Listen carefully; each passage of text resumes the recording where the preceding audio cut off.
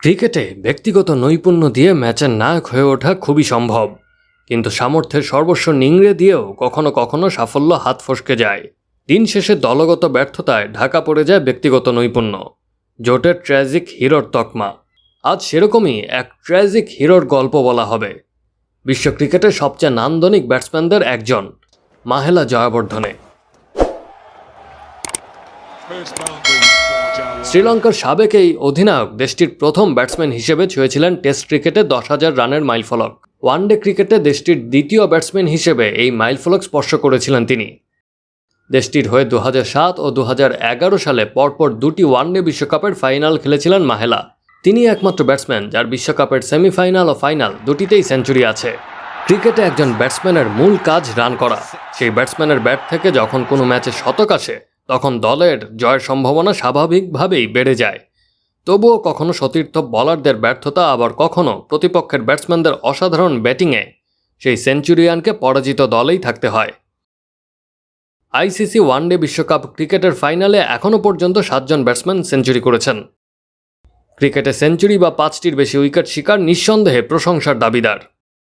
Sri Lankan cricket ইতিহাসের সফল ব্যাটসম্যানদের তালিকা করলে সেখানে মাহেলা জয়াবর্ধনের নামটা উপরের দিকেই থাকবে। আইসিসি ওয়ানডে বিশ্বকাপ ক্রিকেটের মঞ্চে অবশ্য এই লঙ্কান ব্যাটসম্যানের পারফরম্যান্স বরাবরই উত্থান পতনের মধ্য দিয়েই গেছে। ক্যারিয়ারে খেলা 5টি বিশ্বকাপে জয়াবর্ধনে খুব কমই ধারাবাহিক ছিলেন। 2011 সালে শেষবারের মতো বিশ্বকাপে নামেন জয়াবর্ধনে। আগের আসরের মতো খুনে মেজাজে না থাকলেও ব্যাট হাতে ইতিবাচকই ছিলেন মাহেলা। উপমহাদেশের মাটিতে আয়োজিত সেই আসরে টানা দ্বিতীয়বারের মতো ফাইনালে ওঠে দ্বীপরাষ্ট্রটি। যে অতৃপ্তি নিয়ে ক্যারিবীয় দ্বীপপুঞ্জ ছাড়তে হয়েছিল, 4 বছর পর উপমহাদেশে তা ঘোচানোর সুযোগ পান তিনি।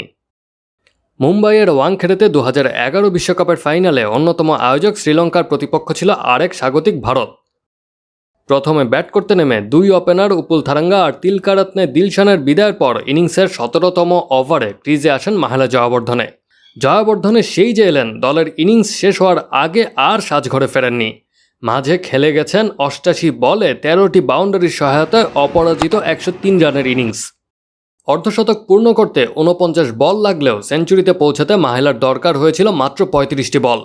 শেষ পর্যন্ত তার অপরাজিত ইনিংসের ওপর ভর করে নির্ধারিত 50 ওভারে 6 উইকেট হারিয়ে 274 রানের শক্ত সংগ্রহ দ্বারায় শ্রীলঙ্কা। মাহেলা জয়াবর্ধনের ইনিংসের গুরুত্ব বোঝা যাবে আরেকটি তথ্যে। মাহেলা ছাড়া আর কোনো লঙ্কান ব্যাটসম্যানই সেই ইনিংসে 50-এর গণ্ডি পেরোতে পারেননি। আইসিসি ওয়ানডে বিশ্বকাপে আগের 9টি আসরের 7টির ফাইনালই জিতেছিল প্রথমে ব্যাট করা দল। এর মাঝে ফাইনালে 5 সেঞ্চুরিয়ান ব্যাটসম্যানের সবাই ছিলেন জয়ী দলে।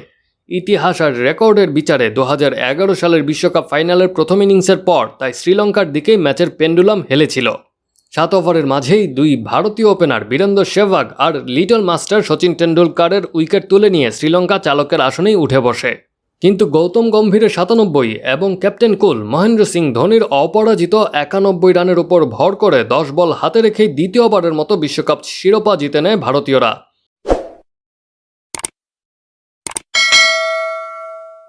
সেই সুবাদে জয়াবর্ধনে বিশ্বকাপ ফাইনালে সেঞ্চুরি করেও পরাজিত দলে থাকা এখনও পর্যন্ত একমাত্র ব্যাটসম্যান হয়েই রয়েছেন।